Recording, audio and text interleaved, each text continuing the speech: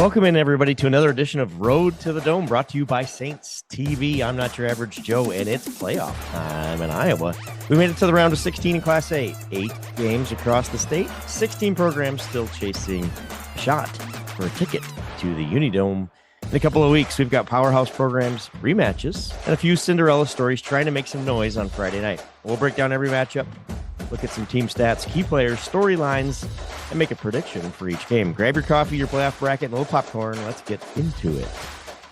The pods came out Saturday morning, 10 a.m. They look like this. 16 teams sorted into four-team pods. And we're going to break down each one. We'll start with Pod A out west, the Northwest Iowa Powerhouse pod. Mix of heavy hitters and old school football pride. Let's start with Gehlen Catholic at MMCRU. Gehlen Catholic 4-5 on the season at 9-0 MMCRU. This is one of 5 rematches. So of the 8 games, 5 of them are rematches from the regular season. MMCRU has been the top ranked team in Class A all season. They beat Gehlen earlier 28-7, looking to do it again, this time at home. Quarterback Eli Harpenow has been the definition of steady, 1,348 yards, 18 touchdowns passing, 8 more on the ground.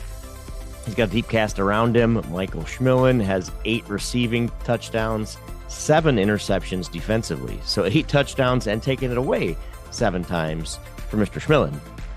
Gehlen comes in with a ton of confidence. They obviously pulled off the shocker last week, upsetting number 7 undefeated West Hancock last week.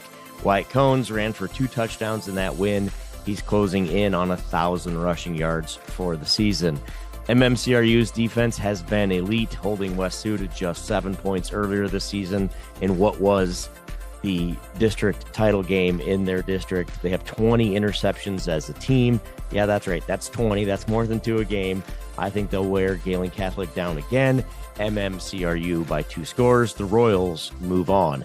They will face the winner of Madrid at 6-3 versus Woodbury Central. Another undefeated season for Woodbury Central. Made the semifinals last year. Did Woodbury Central. Classic contrast of styles here. Woodbury Central, balanced, efficient, explosive. Madrid, smash mouth, run first, power, football, ground and pound style. Jackson Bashore for Woodbury has thrown for nearly 2,000 yards. Abe McGill adds another 1,100 on the ground. Jaden Lloyd's the top target and a playmaker on defense with 4 picks. Madrid counters with quarterback Logan Velke, who's basically a running back that takes snaps, 807 yards and 11 touchdowns on the ground. If Madrid controls the clock, they can hang around. But Woodbury Central's size and balance are just too much. I think Woodbury Central rolls here. The Wildcats stay unbeaten. And if our predictions hold, we'll take on MMCRU in the quarterfinals. That's how we see Pod A playing out. Let's move on. Pod B, old rivals and long drives. West Fork 7-2. We'll go 2-9-0 St. Ansgar. This is one we'll be watching closely right here in Saints country. We'll bring it to you right here on Saints TV. West Fork rolls in at 7-2, but they're up against the machine that has been St. Ansgar this season. The Saints averaging 300 yards on the ground. Corbin Michaels has almost 1,300 yards of rushing and 24 touchdowns on the ground. Sophomore quarterback Porter Schwiesau's been efficient, adds another dimension this season, thrown it nearly 50 times. These Saints he has 11 passing touchdowns. Connor Mullenbeck has been his favorite receiver via play action. Defensively, St. Ansgar's giving up less than a touchdown a game. I think they've given up 17 points. Their first team defense has given up 17 points all season. Joe Clevenger leads with 65 tackles. Trey Johans has 5 interceptions. West Fork's got a star of its own, though, in Dak Sunken, 1,100 yards rushing, 250 yards receiving. Xander Hansen at quarterback has had a really nice season as well. Between Sunken and Xander, they're tough, but the Saints front is no joke. I think they dominate this one up front. These two teams, since West Fork became a school, since 2008, these teams have played 16 times. There's your old rivals. The Saints have won all 16 of those matchups.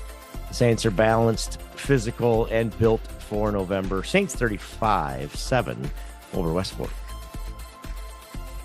Matchup number 2 here in Pod B has 8-1 North Linn traveling to 9-0 Pekin. Remember, North Linn finishes second in their district after they drop a tough one to Wapsie Valley in the final week of the season. This is a sneaky good matchup. I think this is probably the best game on the slate here for the round of 16. Pekin's undefeated. Nolan Glick leading the charge, 1,368 yards, 19 touchdowns on the ground. Riley Smith adds a dimension passing-wise there, 15 touchdowns through the air. Henry Adam does everything, 468 yards receiving, 50 tackles, 4 sacks on defense.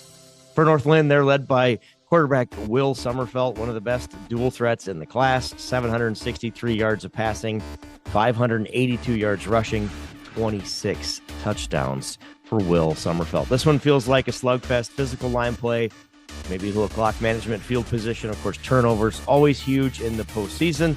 I think Pekin gets the tight win. It'll be a great game. You're going to want to keep an eye on this one for our Saints TV fans, St. Ansgar fans out there. Obviously, the winner of this game, if the Saints can hold serve and beat West Fork, will travel to St. Ansgar for the quarterfinals. The quarterfinals, the home team is determined by ranking. So St. Ansgar ranked higher than Pekin. St. Ansgar is the number 2 team in the state. They would host if they can hold serve versus either of these teams. That's Pod B. Let's look at Pod C. Familiar foes here in Pod C. Both of these teams have played each other already.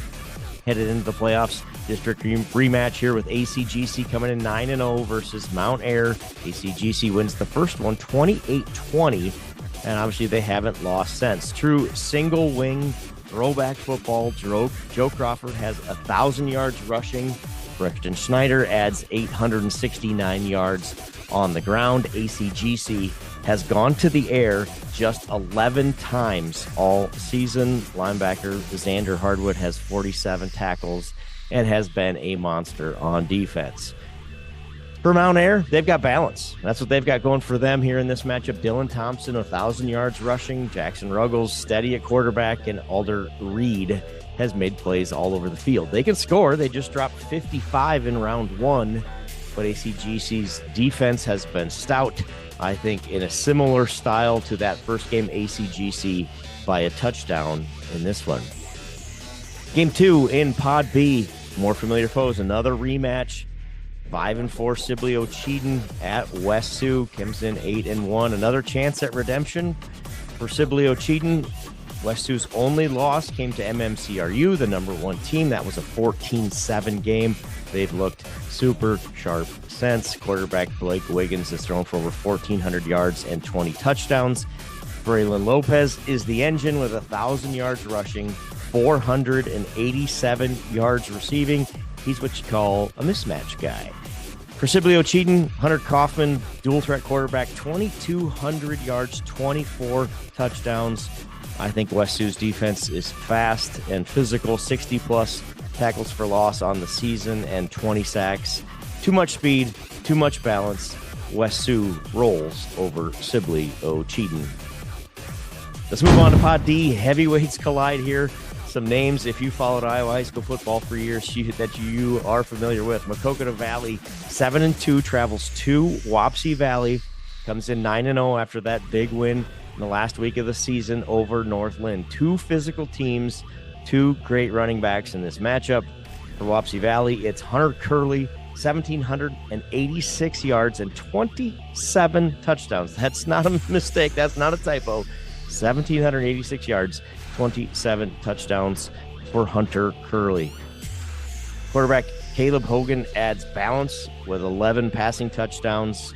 Caden Dana anchors a defense that gives up under 10 a game. For Maquoketa Valley, Rogan Height, 894 yards. Trevor Grimm at quarterback. His favorite receiver is Eli Doherty, who's got 411 yards receiving. Grimm's got 966 yards passing. Doherty also adds 3 interceptions on defense. When these two met earlier this season, Maquoketa Valley actually led at halftime before Curley took over in the second half. I think we'll see more of the same. Too much Curley in crunch time. Wapsie Valley wins by 2 touchdowns. There is your Pod D game number 1. Let's move on to game number 2. BGM 7-2 at Lynnville-Sully. Interesting here. BGM's first year in Class A. First year playing 11-man football after playing 9-man the past several years. So they make the jump to 11-man football and make the round of 16. Credit Bo Burns for that. It's all about Bo. Bo Burns might be the most electric player in Class A. 2,052 yards of rushing with 34 touchdowns. And if that wasn't good enough, well, you can add in 1,100 yards of passing and 10 more touchdowns. That's right. This young man has scored 44 touchdowns on the season through the air and on the ground. But he's facing a complete Lynnville-Sully team that has already beat BGM 41-20. So this, again, another rematch here. Lynnville-Sully won matchup number 1, 41-20 earlier this season. The strength of quarterback Connor Deal, steady and efficient. Gavin Fisk leads the run game. Jack Bolin, one of the state's top receivers, 583 yards and 6 touchdowns for Bolin. Defensively, Dawson James leads with 61 tackles and 2 picks. Burns will get his, but Lynnville-Sully, just a more complete team. I think Lynnville-Sully by 14. BGM makes it fun, but balance wins football games. Lynnville-Sully moves into the quarterfinals. There's your 8 matchups, your 16 teams, how I see things shaping up. MMCRU, Woodbury Central, St. Ansgar, Pekin, ACGC, West Sioux, Wapsie Valley, and Lynnville-Sully advance. Watch that Pekin North Linn game. I could see that one going either way. Mount Air, ACGC, another one to watch. I think those will be good games as well. Lots of exciting action Friday night. I think we're going to see a bunch of good games, but your top teams like St. Ansgar, MMCRU, Wapsie Valley, feel like they're built for November. Physical, disciplined, and if you love small town football, it is the best time of year. Go pack the stands. Bring it on. We'll get a little cold air on Friday night. Everything on the line. Win or go home time here in Iowa high school football. It doesn't get any better than that. Thanks for tuning in to Road to the Dome. I'm Not Your Average Joe. We'll see you next week for edition number 2 as the Road to the Dome gets even shorter. Stay warm, stay loud, and enjoy some playoff football. We'll see you next time.